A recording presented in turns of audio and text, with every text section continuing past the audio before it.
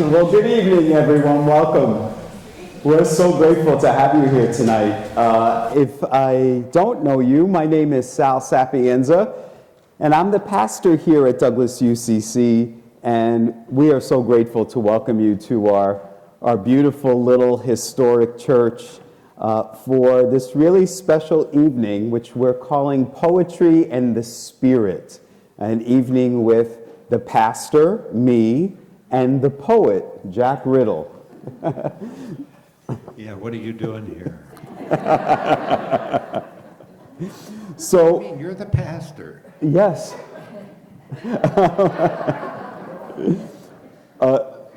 Some of you were here earlier this year. We had a big book event for Jack's latest book, St. Peter and the Goldfinch. Thank you. But what you don't know is that afterwards we got in trouble because we exceeded the fire code. That night, so many people came. People were sitting here in the aisle. They were all lined up along the walls. And so this time around, we said we really need to limit the number of people. Again, we had to sell tickets, but we're so grateful that you all came, and we're grateful that you're here tonight. So some of you have never been in our church before, so just so you know, through this door that's in front of you to your right, that will lead you to our friendship hall, where you'll find bathrooms and additional exits. But tonight, we really want it to be an interactive night. So yes, Jack and I are both going to share, and we're going to read from our books. But then we're going to have, the Phil Donahue Oprah show we're going to be passing around wireless mics, and we really want to hear your thoughts and your input. And then afterwards, there'll be time in the Friendship Hall to get some books. Both Jack and I will be selling our books and signing our books for you. So again, we're so grateful that you're here tonight. So Jack, do you want to start off with a little anecdote or a... No, I'd really like you to tell that story about being an English teacher. Yeah. Well, when Jack first of all, I'm so grateful to Jack, because when he came to me with this idea, the fact that he wanted me included in the evening, I know that you're all here for Jack. I know that you're all here for Sal. But I'm grateful that he wanted me included. And I said to Jack, poetry and the spirit, I'm not a poet. And he kind of disagreed with me. And he said, yes, you are a poet. And we're going to talk a little bit about that tonight, about what it means to be a poet. But what I did tell Jack was I was a high school English teacher. And so we have that in common in that we're both educators. I was a high school English teacher for 12 years. Jack taught for way longer than that. Yes, it was 37 years. 37 years. There was one restaurant in town when I came. I know there are challenges teaching at every level. Where Jack at the college level was focusing on poetry, I, as a high school English teacher, we had to focus on poetry, spelling, grammar, composition, literature. We had to encompass all when we got to do spelling. Spelling. Mostly spelling. Remember when you had to diagram sentences? Oh, I love that. Yes, past participle. But the story I was telling Jack was when we would get to the poetry section in my class, I knew that a lot of high school students were intimidated by poetry. Some of them loved it, but many of them were intimidated by it. And so I often began by asking them to bring in song lyrics to songs that really meant a lot to them. Like not just a song that they liked, but one that had deep meaning for them. And I asked them to just type out the words. I said, that's a poem right there. And so they got a chance to share the lyrics and to explain to the class why that was so meaningful to them. And it was unbelievable to hear these young people talk about how that song saved their life. Like that they were at a part in their life where they were so depressed. And the songwriter was speaking just to them. And again, that's the power of art, the power of poetry, where someone is putting down their thoughts and words, and then it's resonating so deeply with someone else. And so I would begin, after we did all of the sharing of the songs, with a quote by Emily Dickinson, which I'm sure you're familiar with. I know you're familiar with Emily Dickinson. Loved her. What a chick, I'm telling you. Did you personally know her? Oh, I didn't know her. I went with her. That's an old Mel Brooks line. Well, this is not one of Emily Dickinson's poems, but it's something she wrote in a letter. And she said, in 1870, she said, "If I read a book and it makes my whole body so cold that no fire could ever warm me, I know that is poetry. If I feel physically as if the top of my head were taken off, I know that is poetry. These are the only ways I know it. Is there any other way?" She wrote. So I would always start that off with my students to say, what is poetry? And then I would share some Emily Dickinson poems with them. And I kind of ran my classroom like Oprah's book club. So we would sit in a circle and we would read a poem together. And then I would just say, "So what do you think it means?" Someone would share. I go, "Oh, yeah, I like that. What do you think it means?" Someone else would give their interpretation. And I go, "Yeah, I never thought of that before. That's great." And so on. But there was that one student who was in every class who at the end said, "Well, Mr. Sapienza, what's the answer?" That we can't all be right.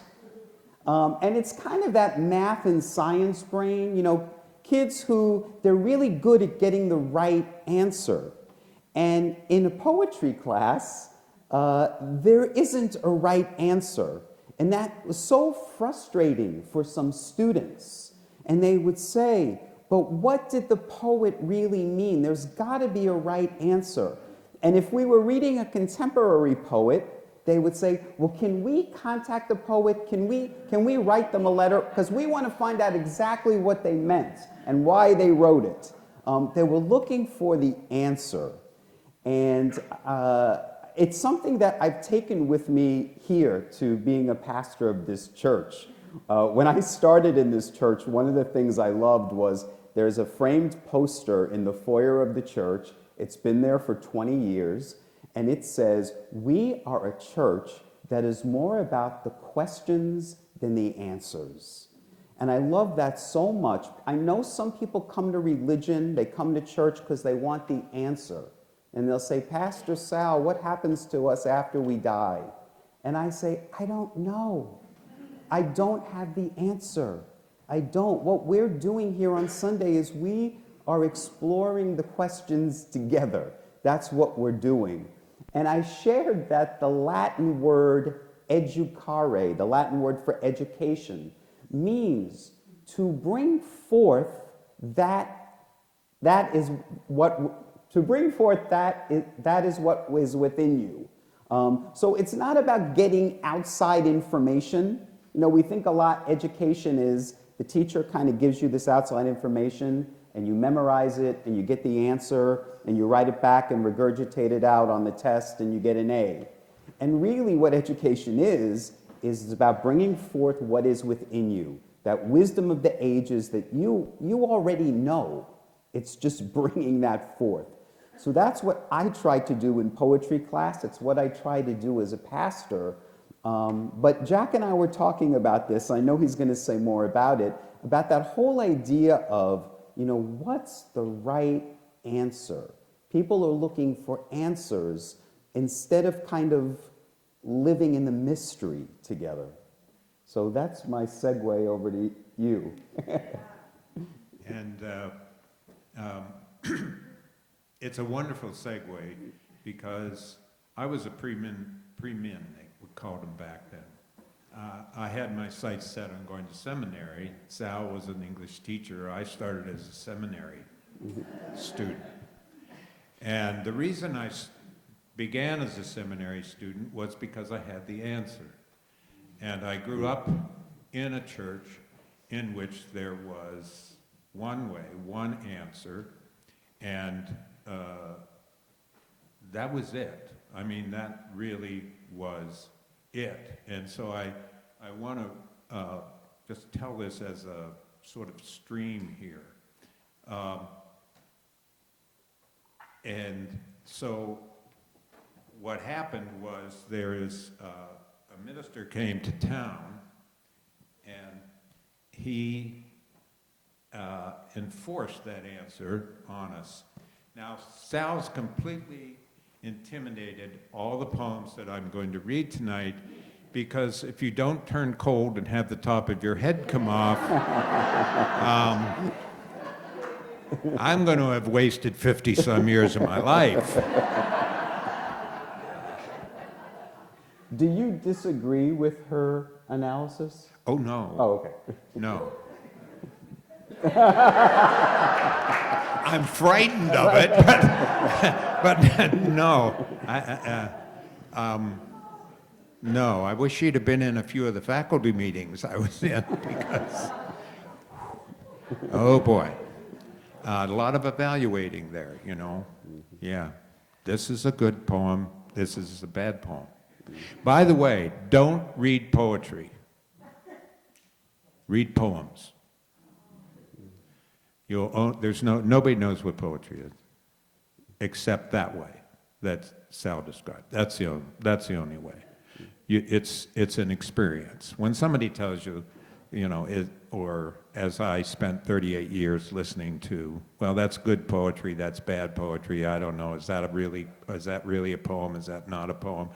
And what a waste of time. What an incredible waste of time. It's like you're in a dog show, and they're going to suddenly, Emily Dickinson was Best in Show in 1953, Walt moved up in the 60s, and then he went down again, Bukowski came, anyway. But this guy came to town, and this is a poem about this guy who gave us the answer. And the title's You Mustn't Die Unsaved. Reverend Kirk came to town, lured us from the playgrounds to the church, turned us into Christian jocks. We carried Bibles, picked off sinners, won them back to God.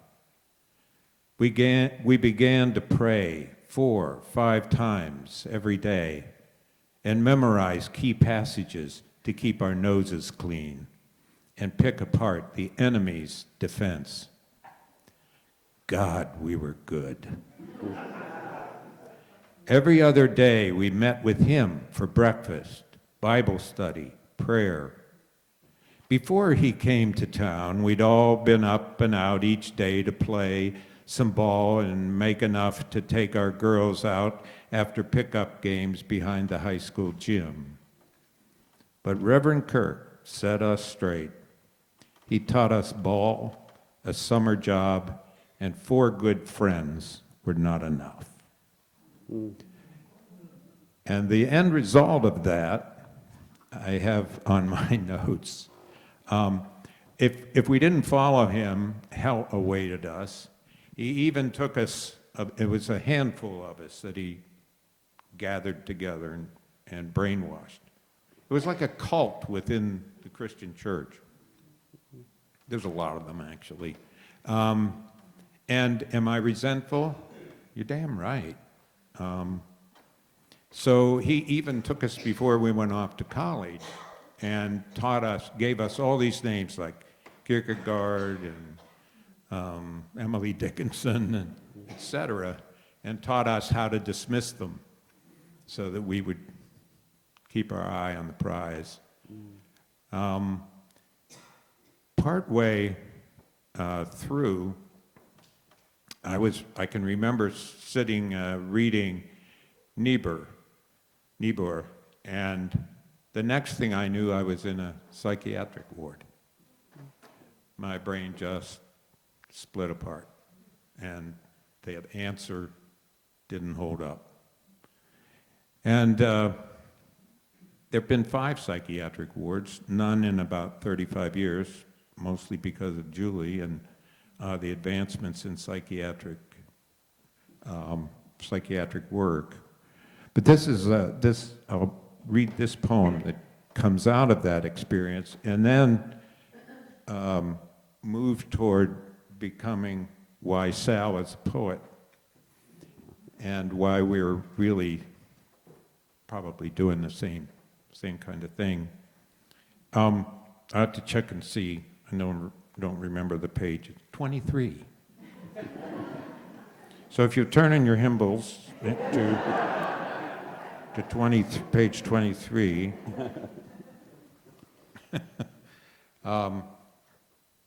there it is. After the 13th shock treatment, this was the first time when I was in college and was placed in the psychiatric ward. And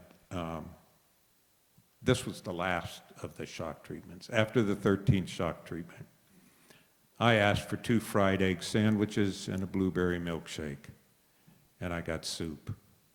And it was raining, so instead of trying again to read Middlemarch, I lay on my side and watched the rain glide down the window. I used to love to go outside. My sister was a high school cheerleader, someone everyone loved to be around. If anything was good, it was great. I needed to know. My God spoke only in doubt. The nerves at the ends of my fingers never slept, and when my fists bloodied my forehead, only the comfort of bandages let me look out across the parking lot, out over the vans, Audis, and pickups, into the trees, where I could see how the leaves held to the limbs. At home, my father stayed alone in his garden. My mother carried her knitting to a neighbor's and talked about dinner. That poem's for Rebecca Clott, who's here tonight. So what's the answer to the poem?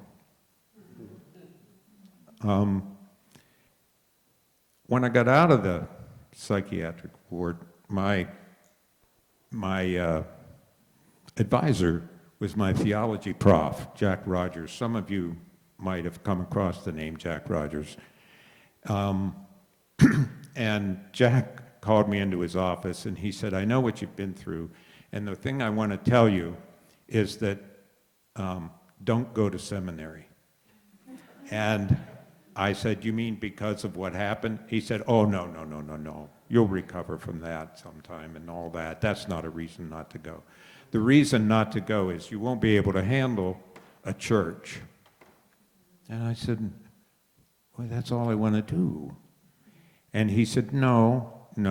You see, in a church, there are about 2 or 3 people at a time who think they can speak for the entire congregation, and they will come up to you, and they'll say things like, the announcements are too long.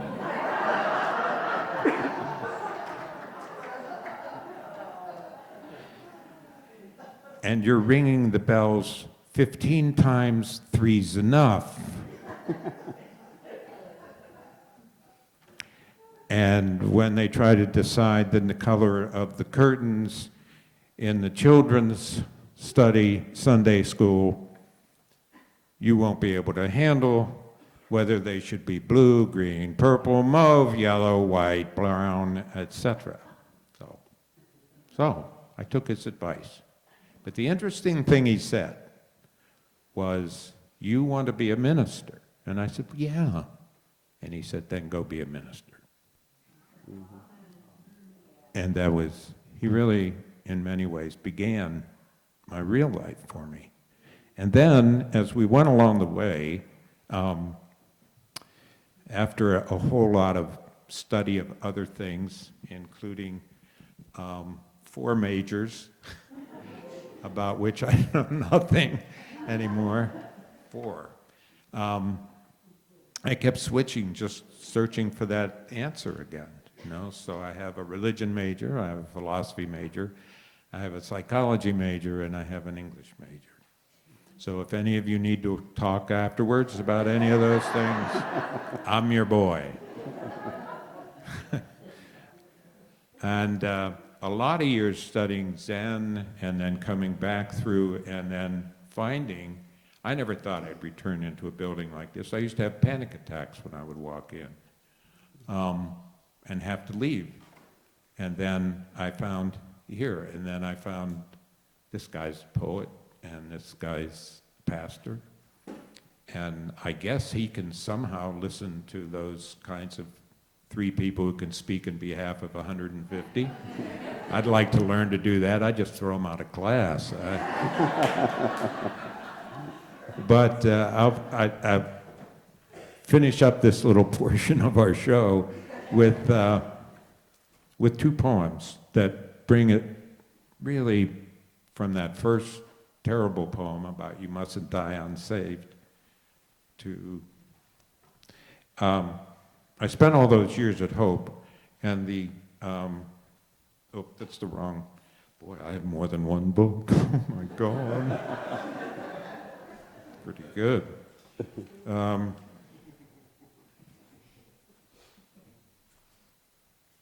I spent all those years at the college where I think some of you have heard me say this before. It's a school where they turn wine into water.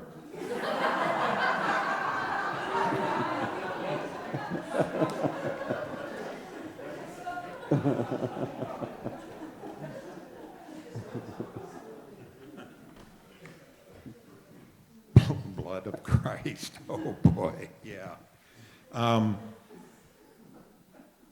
And very, very grim tradition, you know. And I always thought, well, my goodness, what happens if those poor souls get to heaven, and there is such a thing, you know, and they walk in and they go, joy?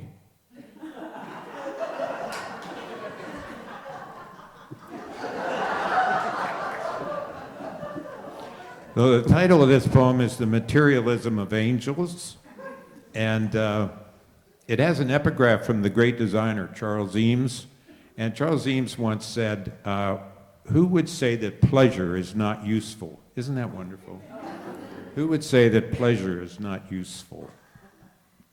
We have such a narrow definition. One of the things that a poet is supposed to do, really, is to give alternative perceptions to things. And Eames does it there, right? He takes that old American tradition of what's useful and, you know, what are you going to do with that? And he turns pleasure into being useful. It's beautiful.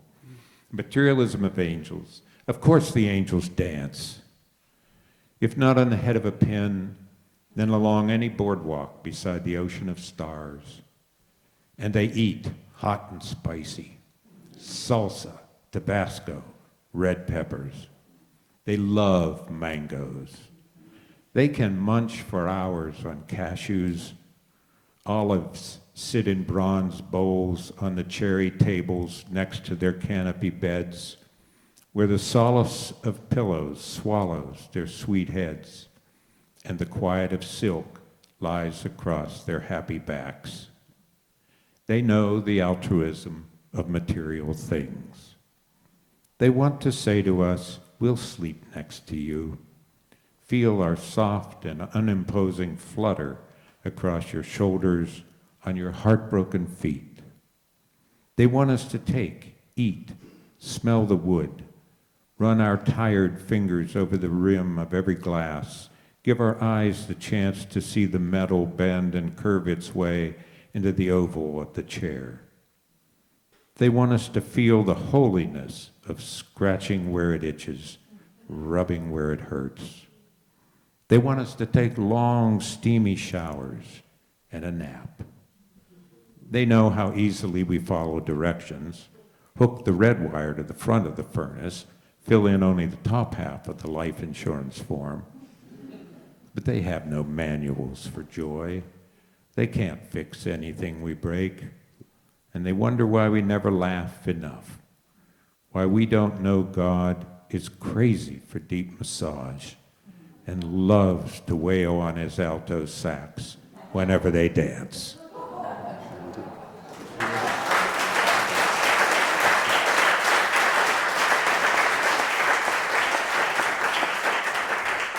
So that's sort of where we ended up. I'd segue back to you, Sal, if you want to. No, I know you felt as a young man this calling, and it was the calling to minister, and that is certainly what you have done with your life, is you have ministered to people. I always say that you're helping people to get in touch with the presence, to get in touch with the Spirit, to get closer to the divine, and that's what you've done with your life. That's lovely to hear, and it's certainly been it's been a given. It's not been really a choice. Julie can say that. I say all the time. It's just me walking around. And trying not to write another poem. because it's such a, well, we live in a country that isn't a poetry country. I've never said I was a poet in the United States when asked what I am, never once. And a lot of these stories, a lot of you I know have heard, and you enjoying just sleeping a little bit and then coming back. But one place where I did say it was in Ireland, and it was the second day I was teaching. Julie and I went there, and I was teaching there in Ballyvaughan, Ireland. And it was the second or third day, and I'm walking down the street in the rain, of course. It's always raining, you know. And I'm walking down the street, and this guy comes up and he says, "Oh, you're new in town, aren't you? Oh, I haven't seen you before." And I said, "Yeah." He said, "Now, what are you now that you're here?" And I said, "I'm a poet." I'd never said that before. I said, "I'm a poet." He said, "Oh, my goodness, that's wonderful that you're a poet. Come down to the pub tonight, would you? Come down and read to us, just for a little bit at least, you know." And it was wonderful, and I learned later that in Ireland, musicians and poets, storytellers, are tradesmen. Isn't that beautiful? They're tradesmen, meaning essential. Yeah. Essential. And then here, I mean, the phone, honestly, folks, the phone has never rung, "Jack, I need a poem." I mean, hasn't happened. Hasn't happened. No. But you went, what happened 12 years of dealing with the fellow who needed the answer, and then, and of course I know the bed and breakfast, et cetera, but something, could you tell us about that? Yes, sure. Yeah. Thank you. Well, you helped me to understand very much when I said that I wasn't a poet and you said that I was a poet, to help me to understand just kind of that explanation that you gave, is that a poet kind of helps people expand their thinking and to see things a new way, or open you up to a new perspective. And one of the greatest compliments that I get as a pastor is when someone says to me, "Pastor Sal, I have heard that biblical quote my whole life, and now I understand it in a completely new way after you kind of helped me open up my mind to it."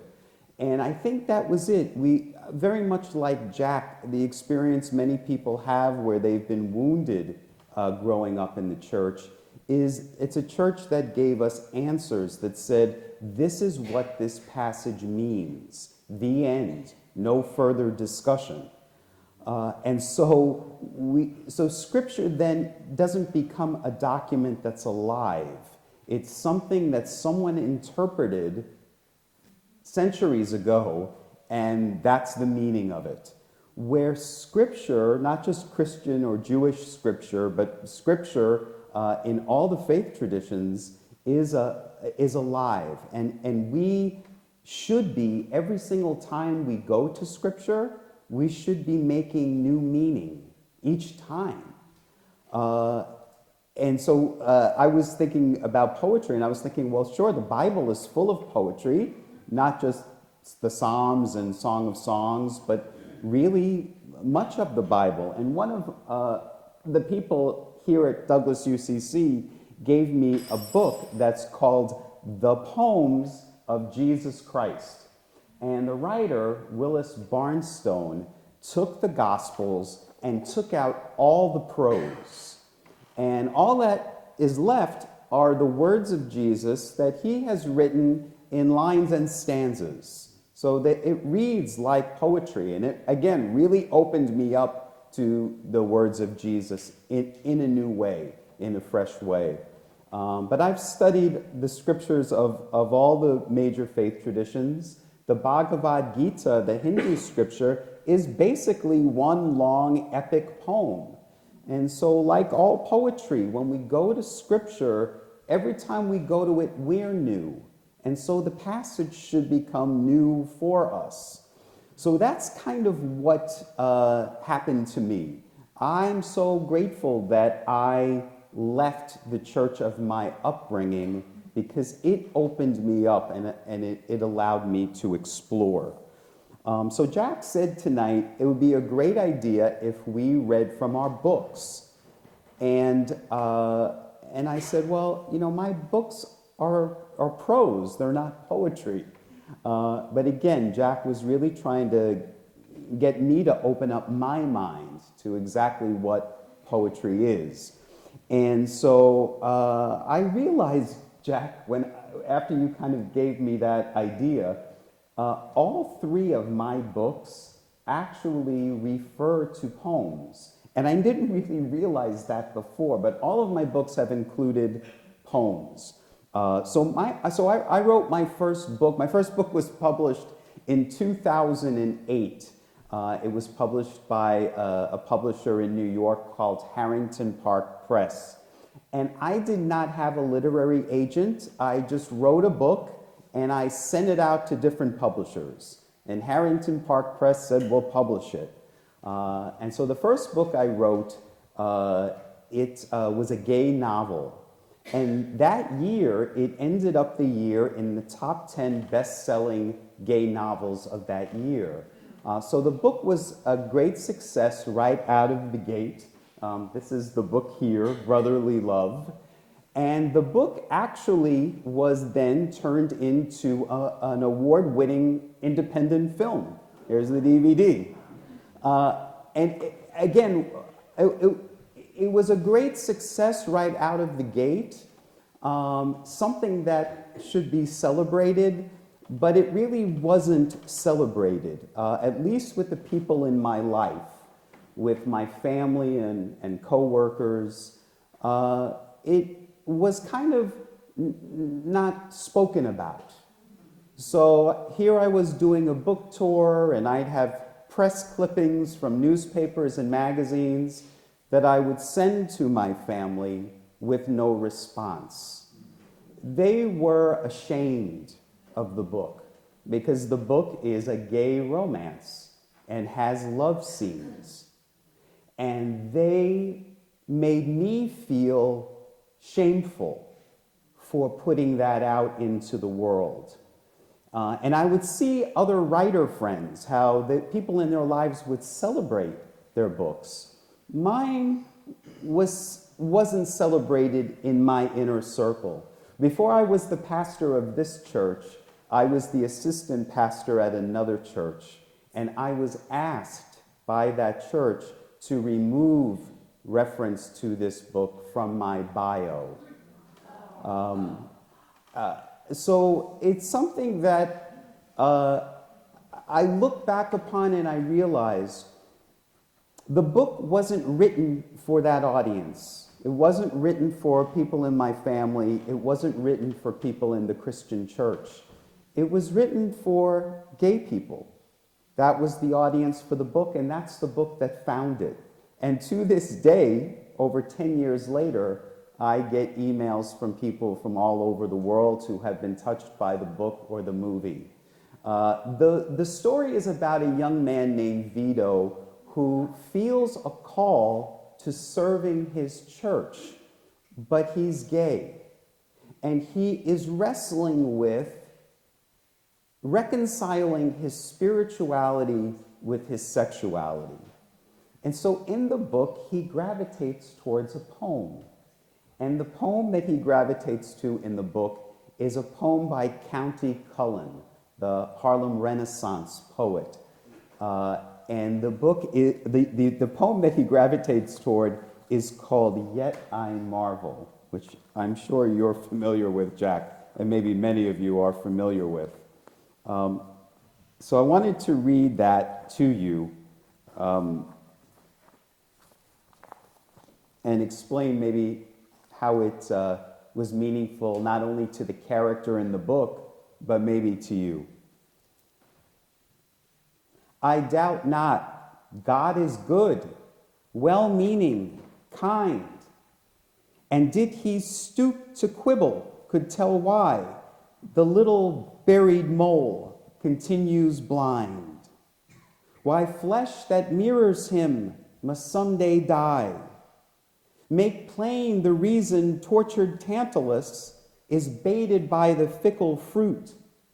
Declare if merely brute caprice dooms Sisyphus to struggle up a never-ending stair.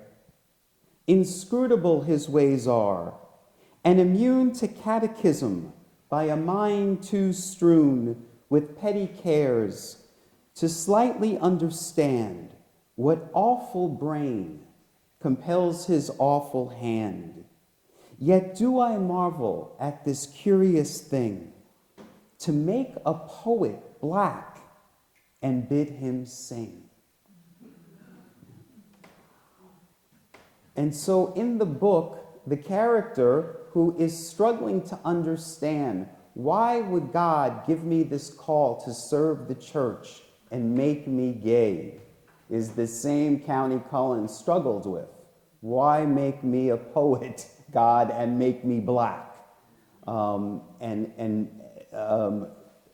so I think that just goes back to what we were talking about with you had a calling to be a minister and had an idea of what that looked like. And it wasn't that. You were trying to reconcile that, but you've lived out your calling. And I think I've lived out mine, where I thought I was going to have a career as a gay fiction novelist, and I ended up being the pastor of a church.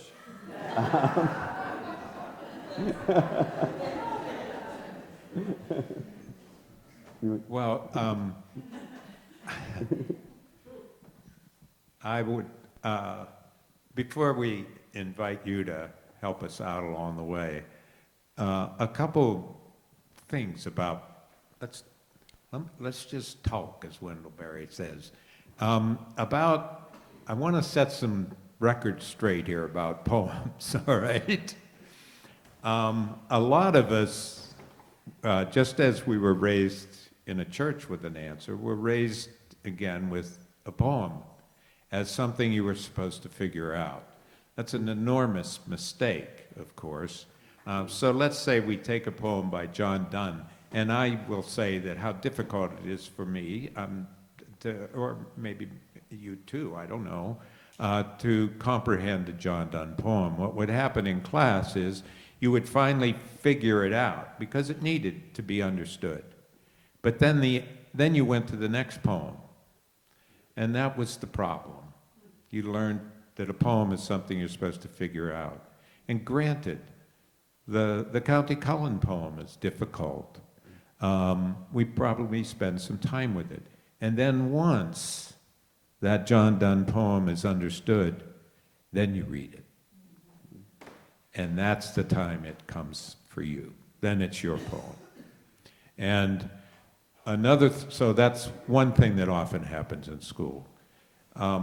Another is the notion of what's called mislabeled traditional verse. Traditional verse is usually means that up on the board went the word meter, and on the other side of the board went the word rhyme, and then you learned it a poem. And as many people have said to me, actually I was doing an interview one time on the radio, and this guy's interviewing me, and he says, you know, none of your poems are poems. And I said, are there any jobs available? And I said, what do you mean? He said, of course, and that's what he said. He said, none of them rhyme. And I said, yeah, they all rhyme. And he said, what do you mean, none of them rhyme? I said, no, they all rhyme. In fact, not only do they all rhyme, but every word rhymes with every other word. And then that was the end of the interview. And that's actually the truth. The thing is supposed to be music. You write in the musical phrase, yea, though I walk through the valley of the shadow of death. It's not, yea, though I walk through the valley of the... No, it's not. Of course it's not. And it doesn't even rhyme. It's not, yea, though I walk through the valley of the shadow of death, by the time I get to the end, I hope I still have my breath. No, that's not it. So that stuff is just amazing what it's done to Americans in terms of this wonderful thing that I always said to my students, I want to give it back to you. You loved it when you were a kid. You just loved it. And I want to give it back. And we've got to get rid of this other stuff as fast as we can. It doesn't mean that anything goes. The misunderstanding of poets such as I am is that we write free verse, meaning just anything. No, that's not it. It means you have, as I told my students, I'm going to teach you 67 different things to use to make this art. 67. Okay? Rhymes 1.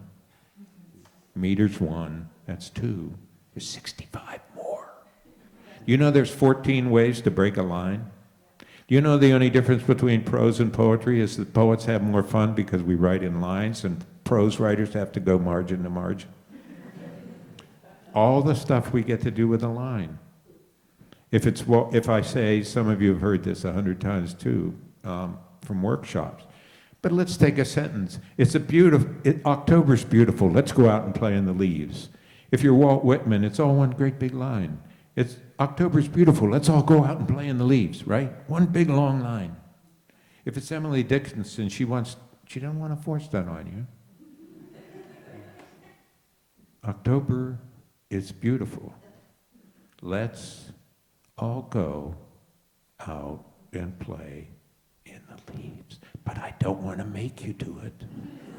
I'm not Walt. And if you're E. Cummings, it's October is beautiful. Let's all go out and play, one word, and play, and way down in the right-hand corner, leaves, right? He's exiting, he's a choreographer. He's dancing the poem on the page, and he's taking you out the door down in the right-hand corner. I mean, now come on. How can you not love that stuff, okay? It's not about meaning, folks. It's about being. What that so-called Christian minister did to me and a couple of my buddies is not about meaning. It's about being. How he damaged, stole, ripped apart, took away our being. That's what he did. And to me, Jesus is about being. He's about being. So there's all this stuff about just don't worry. And if you get a book of poems and you open it up and you go, no, it's an art gallery. And there's a painting you like, and there's not for me. Wait, let it go here. Let it go here. That's what it's supposed to be. It's just music. We're right. Our goal is to use language to aspire to music, to listen, to make the words sing. without the music part. I mean, that's what we're trying to do. And so the first thing to go in school is your ear. It goes away. The only reason you loved poem as a kid was your ear. That's what Dr. Seuss was. It was your ear. And then you went to school and they told you to close your ears and figure out what it means. And it disappeared. It just disappeared. Went away.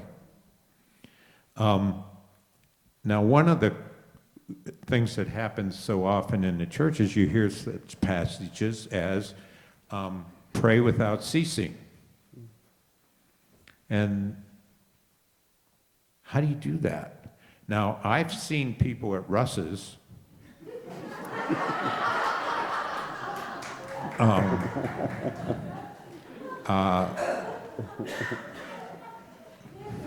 and lower their heads over a slice of rhubarb pie. But then I've noticed they came up from that and ate the pie.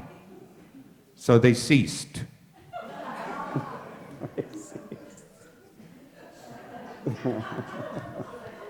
Yeah, they did. I thought I wrote down this page too. Oh, I know where it might. No, it's in here. So, so let's take what happened. You're trying to figure out, and you're trying to pray without ceasing. And there were some colleagues that they got really close.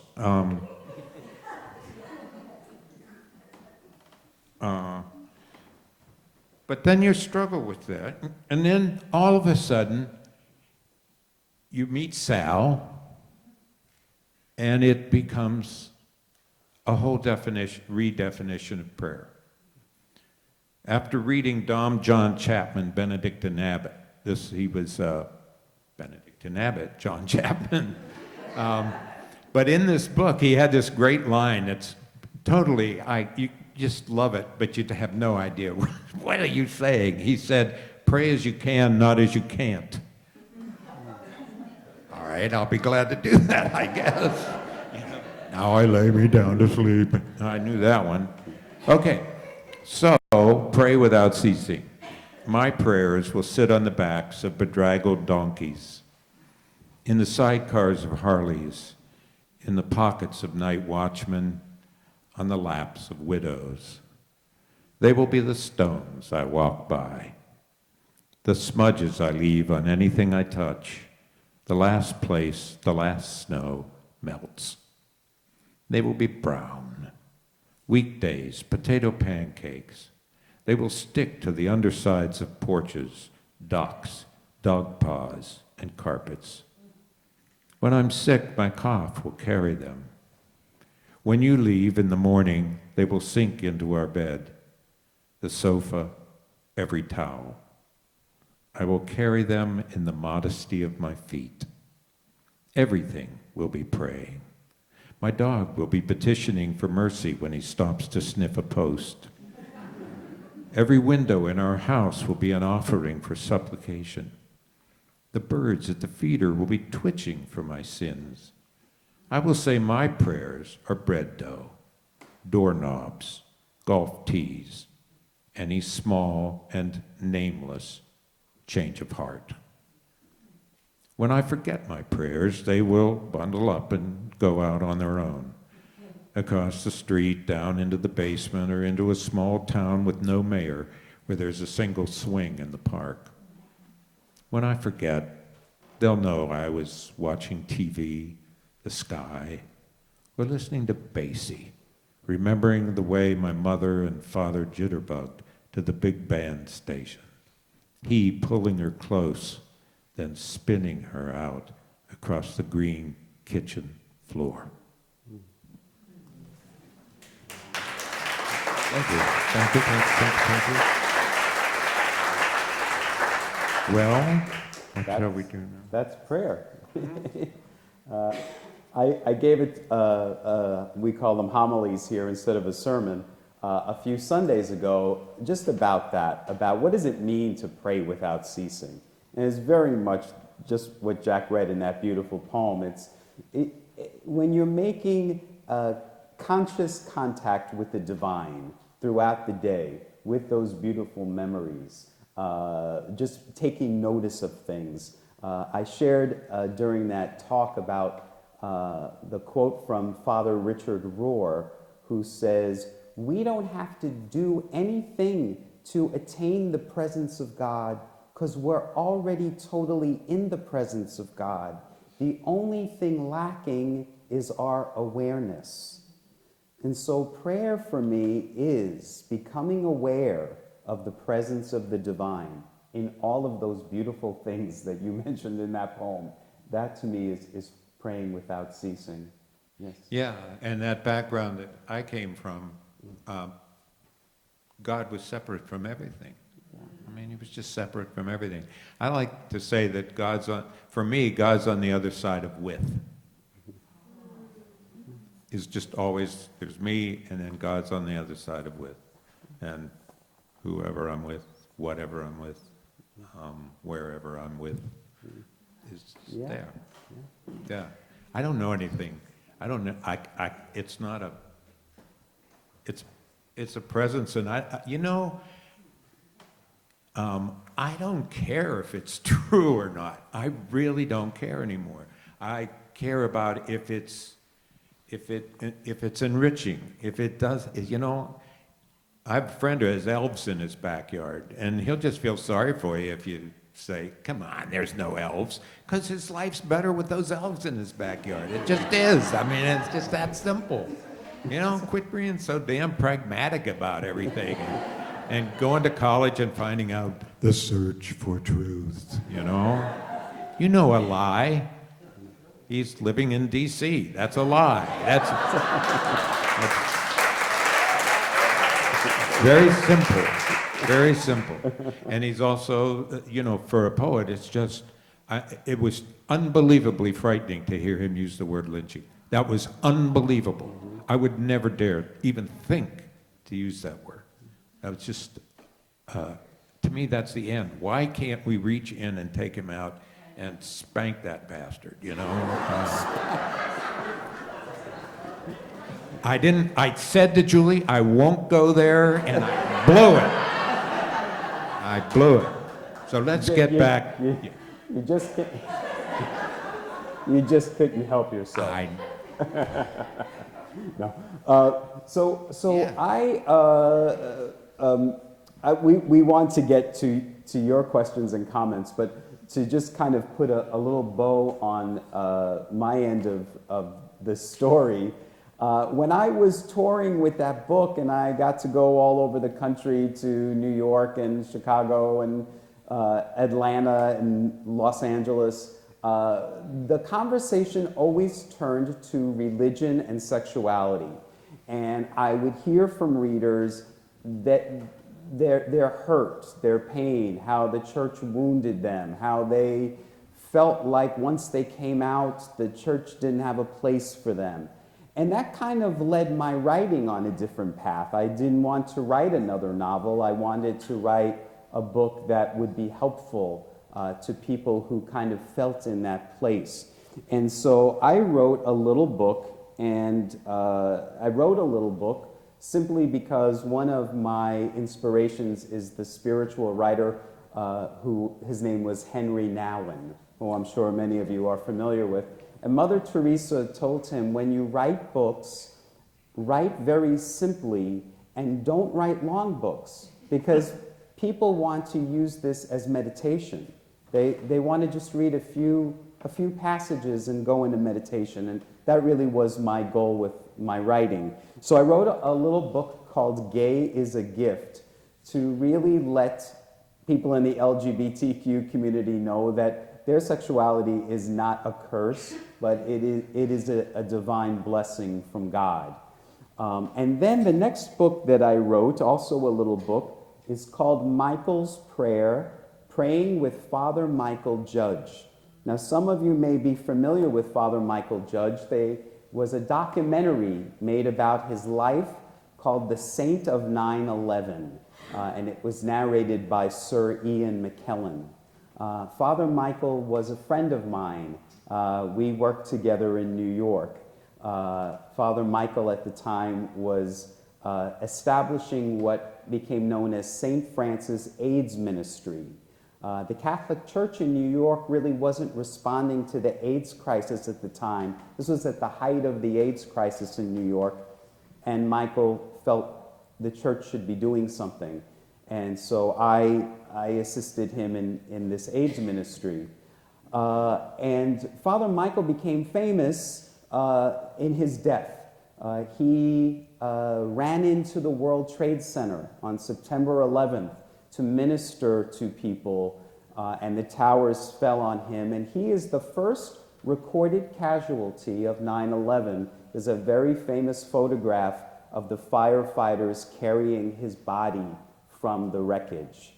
And I wrote a little book about him called Mychal's Prayer, because when we were doing AIDS ministry, we would say a prayer together that Mychal came up with. It was his poem, and it's only 4 lines. And every time I have a group of people in front of me, I always want to share this because it's his prayer for the world. So his prayer was, Lord, today, take me where you want me to go. Let me meet who you want me to meet. Tell me what you want me to say, and keep me out of your way. So it's a very simple prayer, but a very beautiful prayer, a prayer of surrender.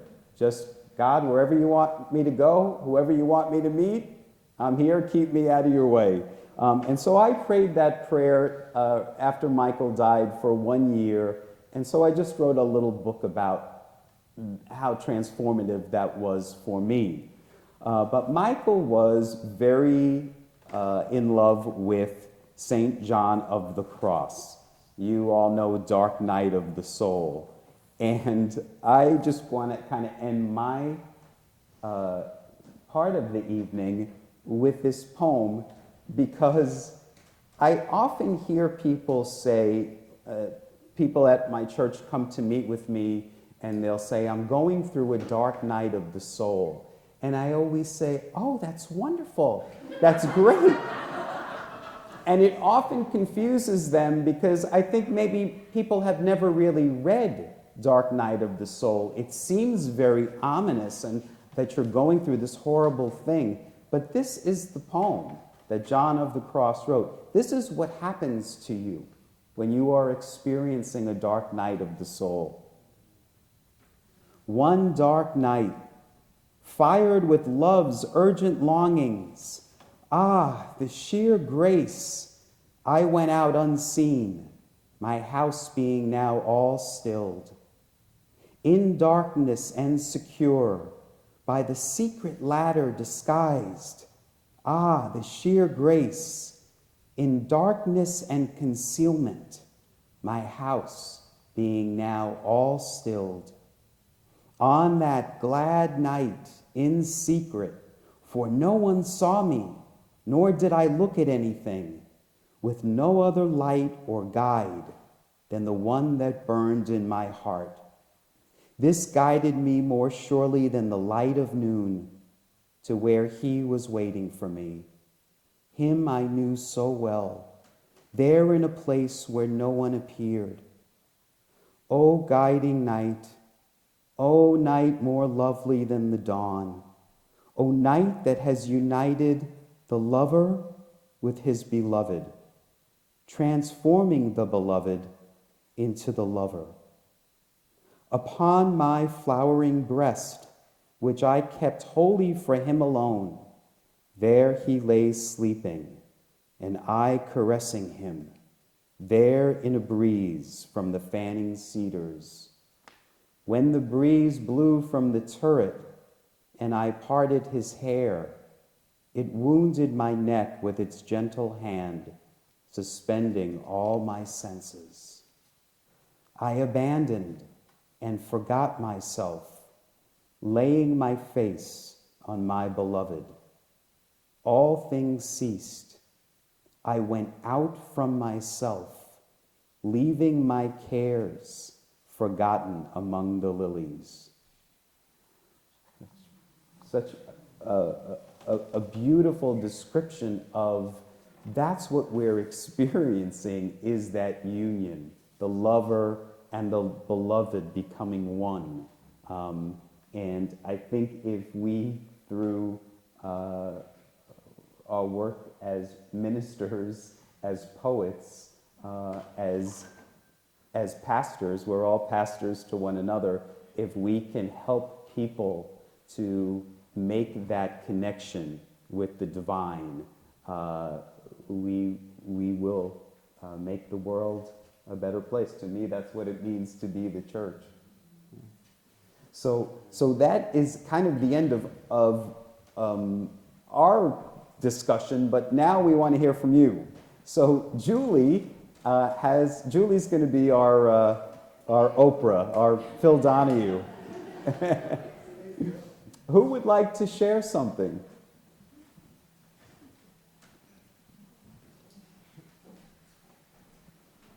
Good evening. Several years ago, I was on a flight, and I was busy writing writing a memo by hand.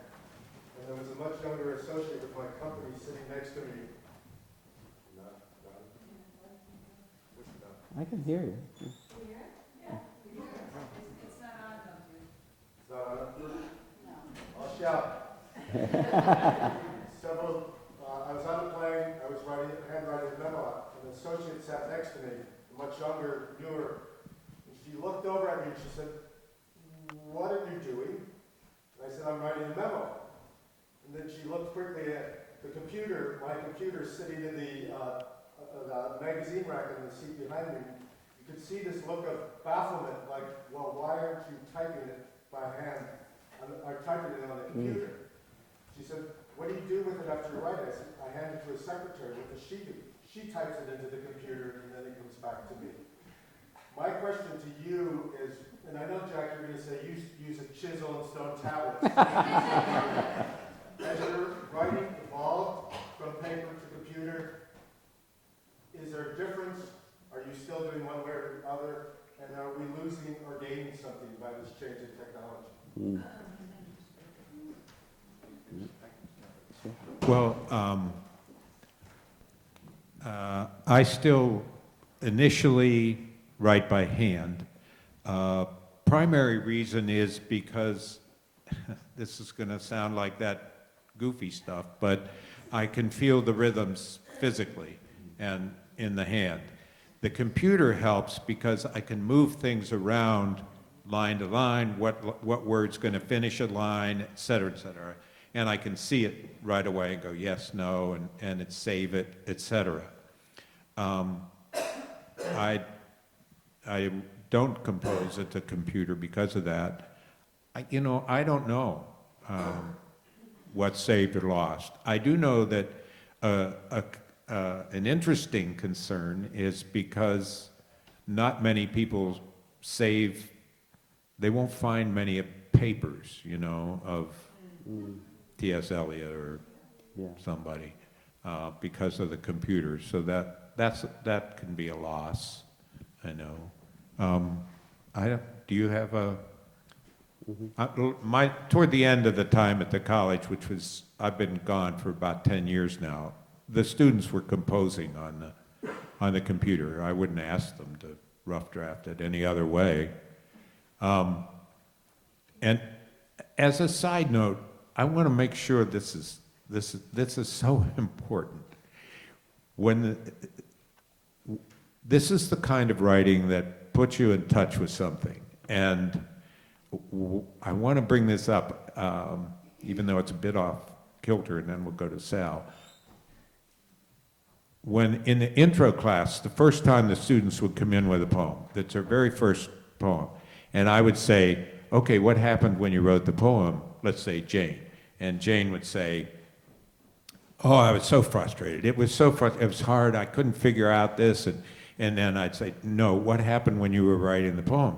And they said, "Well, actually, I can't. My ending sucks. I couldn't come up." No, what happened? And then all of a sudden it would be, "I never knew how much I missed baking cookies with my grandmother."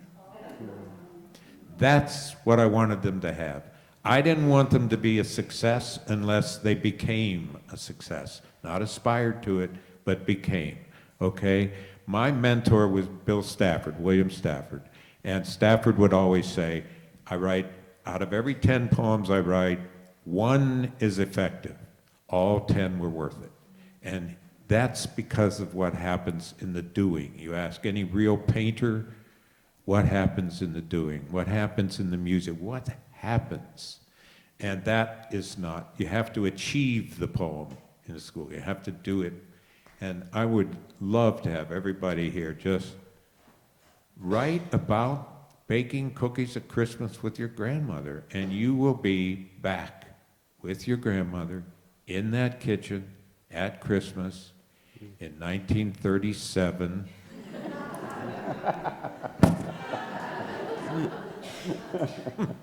How about for you? Well, I journal every single day.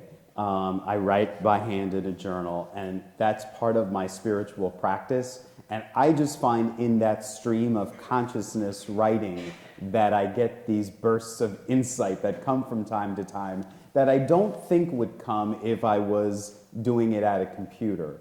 But that said, all of my books and my Sunday messages I do on the computer. Yeah.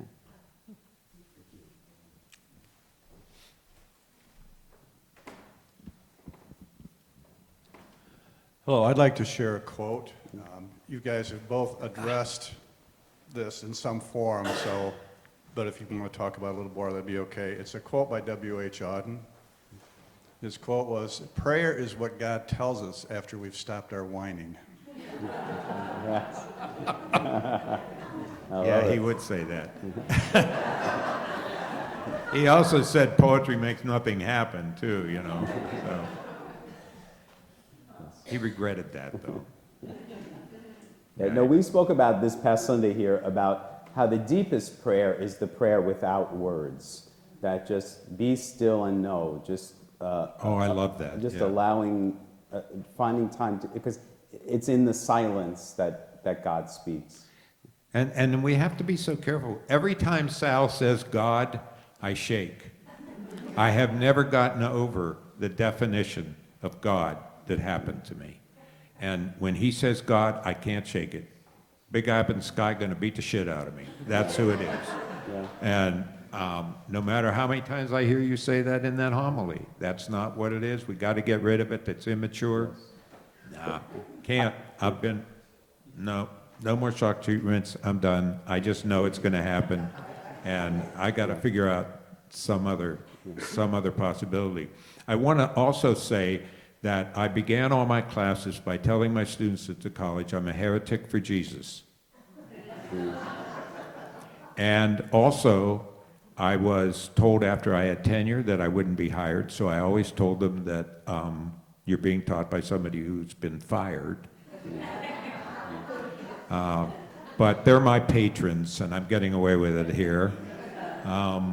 And that President Jacobson at the college came to the department meeting, and we were talking about Christianity and who's a Christian. And I described being a Christian to him, and he said, "You're not a Christian." So it's still out there, folks, okay? It's still there. They know. They know. He knew. I had tenure. And also, if you teach in a Christian college, the word is supposed to become flesh, right? But in a Christian college, the word becomes a whole lot more words.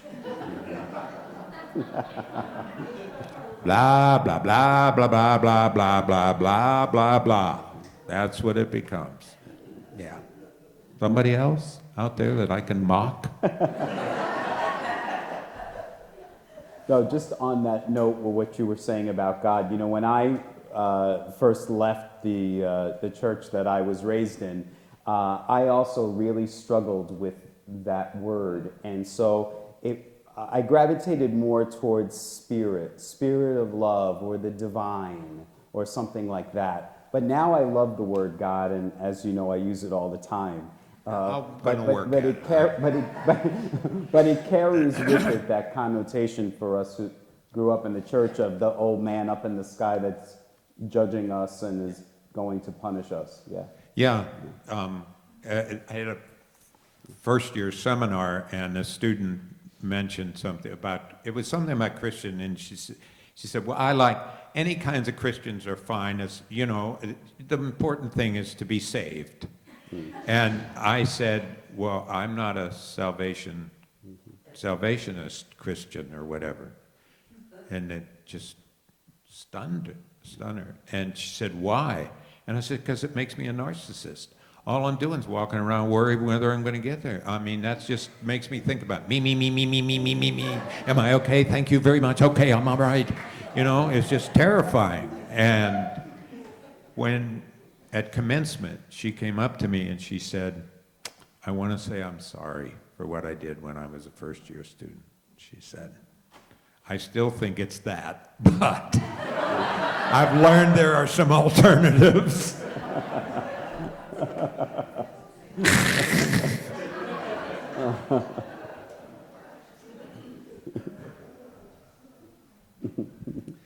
Jack, I share a lot of your feelings about God and all this and that type of thing. When Max and I moved here 4.5 years ago, we never thought we were going to be in a church again.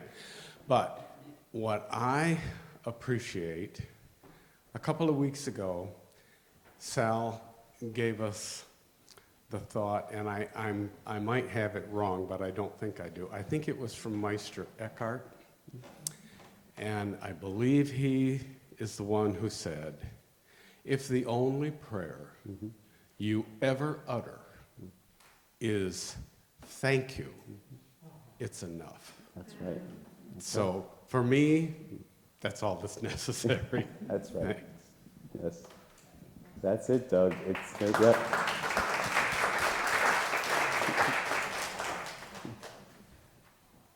Oh, come on, you're like a class. Jack, Yes. do you remember what you read in Ireland? You should read that night. At the pub? At the pub. No, I was so drunk, you know, I can't remember a thing. No, I think it was by Yeats, though. I don't know if either of you have read Unfollow yet. It just came out. It was written by the granddaughter of the Westboro Baptist Church, and I just finished reading it. And I, like you, come from, you know, a cult-like Christian faith, and then went on my journey. But what was so helpful in that, and I think in reading Unfollow, and I think that both of you are touching on it, is she came to realize that words can be interpreted in so many different ways, and that she began to have empathy because she was given empathy. And so I just want to thank you for kind of talking about interpretation. Thank you. Yeah, I think it becomes very dangerous when someone says that their interpretation is the correct one. That's the answer, and so on. Yes, absolutely. Somebody back? Did I see someone? There we go. Ruth, yeah. And comments, you know, you can disagree. I was blessed to work with Bertie Siegel for several years with cancer patients, and we were talking about how words hurt us. He said if you spell words backwards, it's swords. And to think when you speak to something, you're going to hurt somebody with your words much more than if you would slap them, or they're much more painful. Thank you, that's right. Yeah, that's that terrible thing you learn as a kid, sticks and stones break your bones. Words can never, yes, they can. They can be more harmful anytime. Yes. Certainly. There were a couple of hands over here.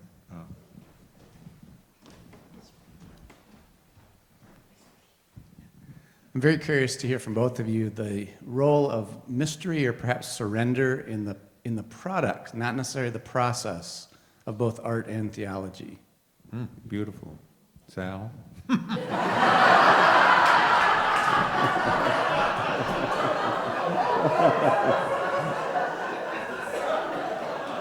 Thanks a lot. chime in on that. You know, all of the great spiritual teachers of all the world's major faith traditions all speak of surrender. And I know it's a word that we don't really like because we think it means that we've lost or that we've given up, that surrender means I wave the white flag, I can't do this. And that's really not what they're getting at. What they're really getting at is we are trying to allow. We're not trying to control and to make it happen. We're just trying to allow it to unfold, to manifest as it will. So for me, that's true in the writing process. I'm trying to be in a very present place where I can just allow the words to.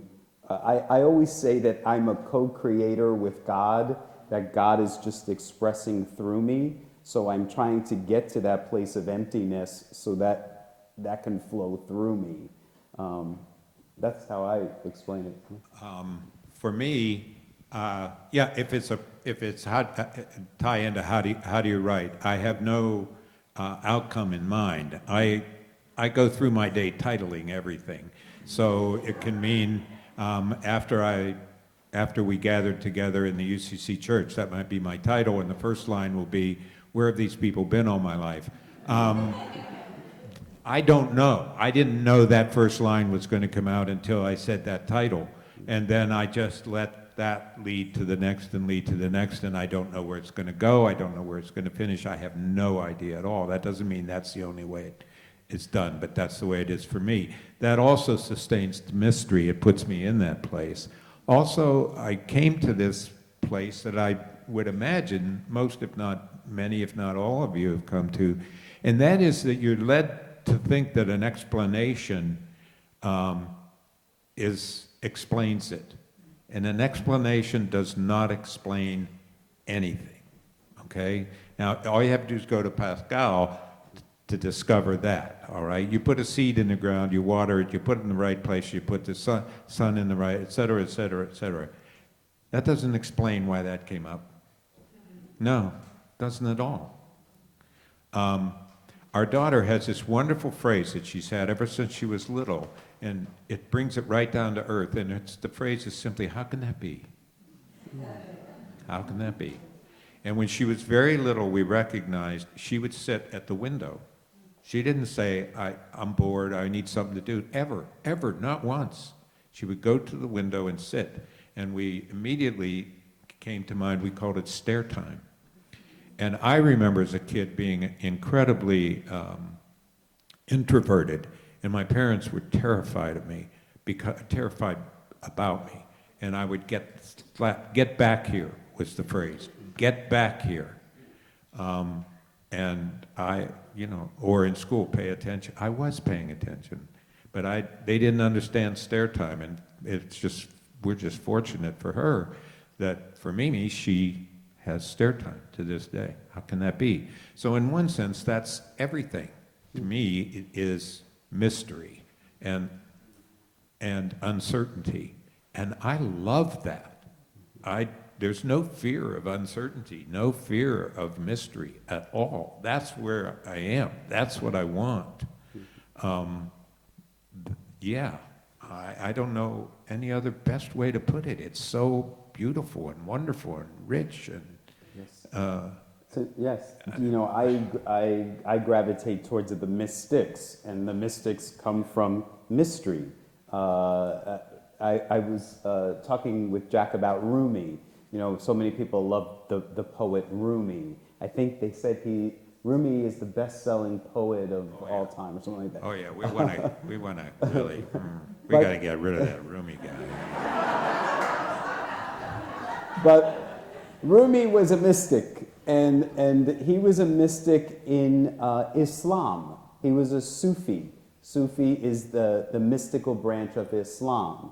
We have Christian mystics. There are mystics of all faith traditions, and they were the people who lived in the mystery. They, again, were about the questions rather than the answers, the mystics. And I think all of us are called to be mystics. I do. I would like to just dovetail, just as a fun story. there honestly used to be, it doesn't exist, thank heavens, anymore, a bestseller list for poets, which meant if you sold 6 books that week, you just soared. You know? And honest to God, all of us just said, all of us wanted to be number 11, because the first 10 were all Rumi, Rumi, Mary Oliver, Billy Collins, Rumi, Rumi, Mary Oliver, Billy Collins. And one week I was 13th. It was just fabulous. Yeah, boy. I just, number 3. I also want to dovetail, this is really name dropping, but I don't mean it to be. You talked about Father Mychal. Yeah. The experience that Julie and I got to have on 9/11 was that Billy Collins, who some of you may know, the former poet laureate, Billy and I read in New York City at Christmas after 9/11. It was an astonishing experience. And we looked at each other. He had just become poet laureate. And we just looked at each other. What could we do? And then we realized this is right. And we walked out and we said, well, what we're going to give you is an hour and a half that we hope helps. That's the best thing we could do. And it was really remarkable. It was still smoldering, all that was still going on. I may have missed the moment already, but I just want to share something that has been enormously helpful to me for a long time regarding mystery. Jesuit priest Karl Rahner says, and I hope this is actually a quote, "In the Western world, we think of mystery as that to which we do not yet know the answer. But in fact, mystery is what remains when we know all there is to know." Beautiful. Yes, that's That's it. right. Yes. Yeah, beautiful. Come on.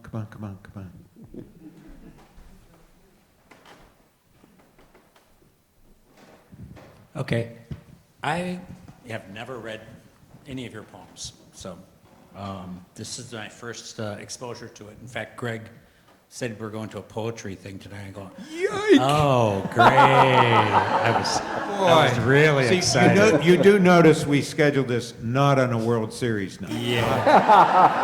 But he handed me one of your poems, and I was reading it, and there's a passage of it, and it's in the dog's doors at the far end of the house, and it just struck me. And the old dog stays out sitting in the morning air, and his great gray head moving slowly back and forth, and he sniffs the center of his universe, his place in the aromas of the day, and that so speaks to me, and it just makes my heart soar. So thank you.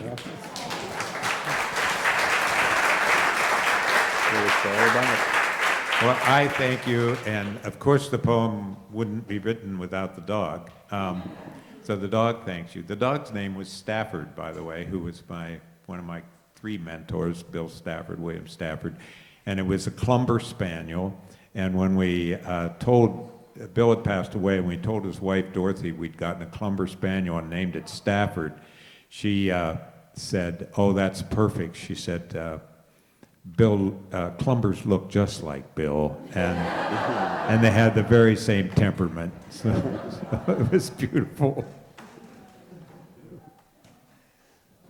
Yeah, I don't really have a question per se. I just, as I listen to both of you, I feel like can hear a lot of stories or thoughts about disconnect. So I just wondered if both of you could kind of talk about that a little bit in your own life, and then what's helped you to feel the connection that brings about healing. And Well, it's interesting you use the word connect. E.M. Forster's wonderful little phrase was only connect. He just boiled all living your life down to only connect. If we just only connect. And the disconnects in obviously growing up, they were really unfortunate. They weren't my family really didn't get me, and so I would change me in order to connect and enter their world, but it was very difficult, and I wouldn't expect them.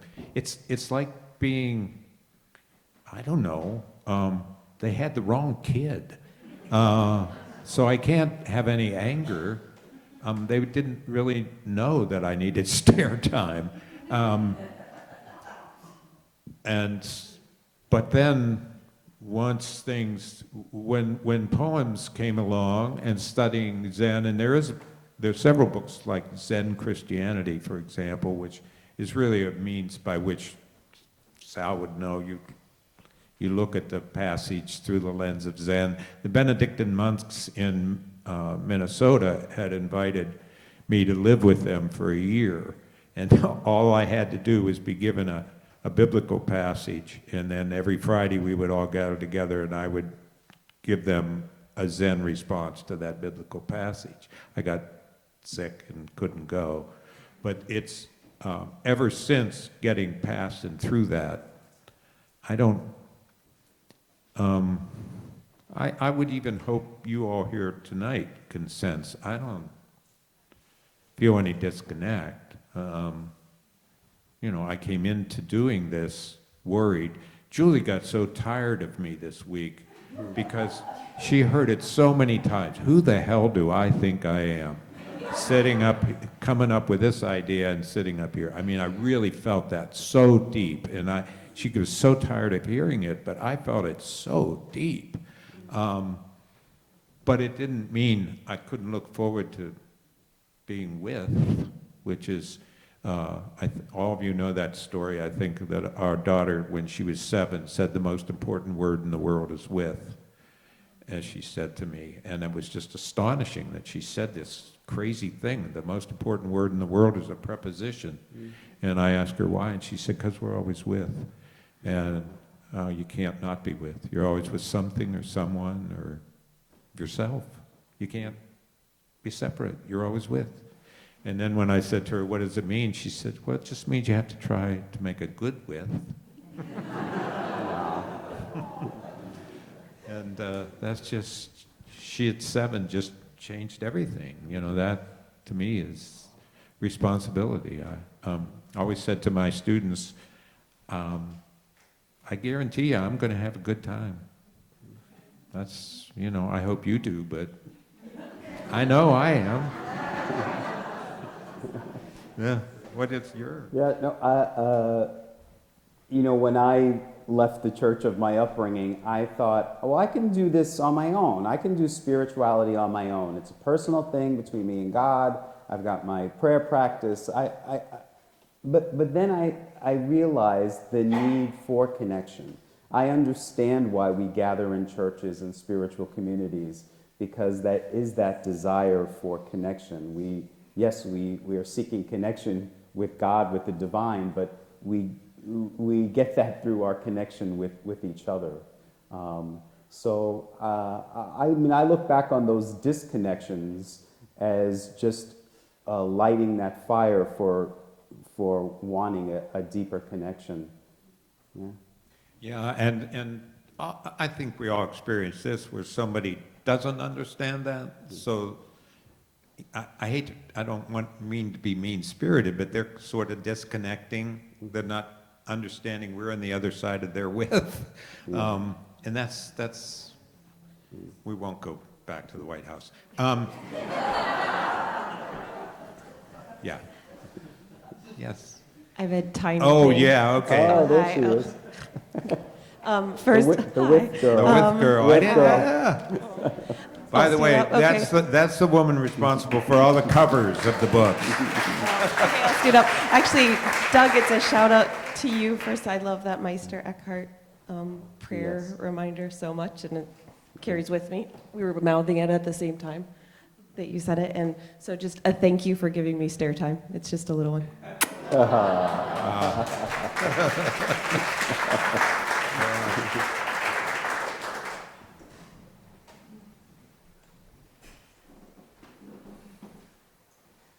When I was a child, I loved to read the Bible. And then my grandmother insisted I went to church. And it was like my God got ripped away from me. And then I loved poetry and poems. And I went to school. And the teachers stole my poetry because they wanted me to rhyme. And you've just given me hope. Oh, thank you.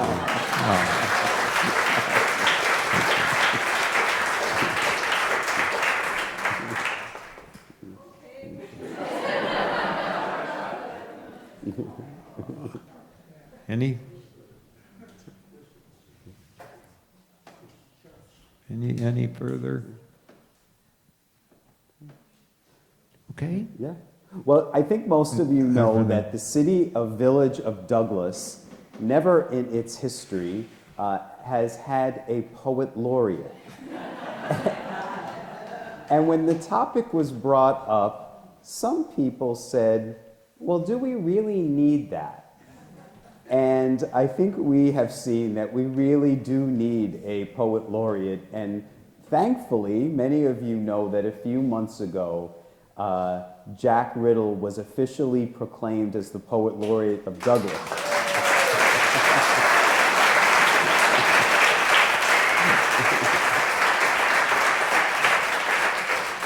And so part of Jack's duties for, how long do you hold it? 1 year? Oh, no, forever.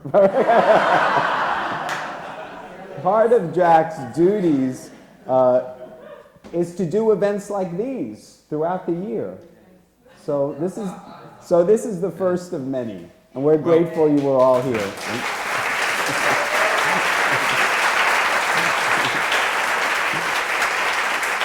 Yes, thank you so much. Sal's asked me to finish with this poem. This book's titled Saint Peter and the Goldfinch, and that poem, it really is not the one I want to read, but that poem, as Saint Peter, has just really bored to tears. Everything's just perfect, and another one through the gate, another one through the gate, another one through the gate. And so he decides to come back to earth. And the gold, of course, of heaven is what startles him, is to see this amazing thing, this goldfinch that comes to his bird feeder. And he moves into the community, and they can't figure out what this strange guy is doing in there on their street. At the same time, I think that's what we've been trying to be supportive of tonight, and that's to bring all that stuff that's been taken from us and thrown way up there and bring it down here in our hearts where it belongs and where it actually is. The poem that Sal and I talked about finishing with is a poem called Turning to the Psalter. It's a quiet morning, time for matins, the sun sending its preface through the maple's leaves. My God is here, sitting beside me on the porch. We're waiting for the day's new full light. My God, of course, is not very well known in eschatological circles. I call my God, God. Just as I do each morning, God also watches what comes into the space the eye creates. We do this throughout the day, glancing out a window, or on the way to whatever is on the list. I like being religious in this unimportant way. Just me and God, worshiping by watching. God's glad we can sit here, or rake leaves, or clean the basement, or listen to Leadbelly. Yesterday, I removed a dear friend from the Rolodex. There in blue ink was his name, and his late wife's, and his address for the past 11 years. They will be staying here now. I took a bit of time and looked at their names and the grace of the record. 34 years sending, receiving, non-obligated holiday cards. Before tossing the worn-down address into the recycle bin, I showed it to God, who nodded, took it, smiled, then led me outside to the back door, where God knelt and set it on the first step. Thank you all.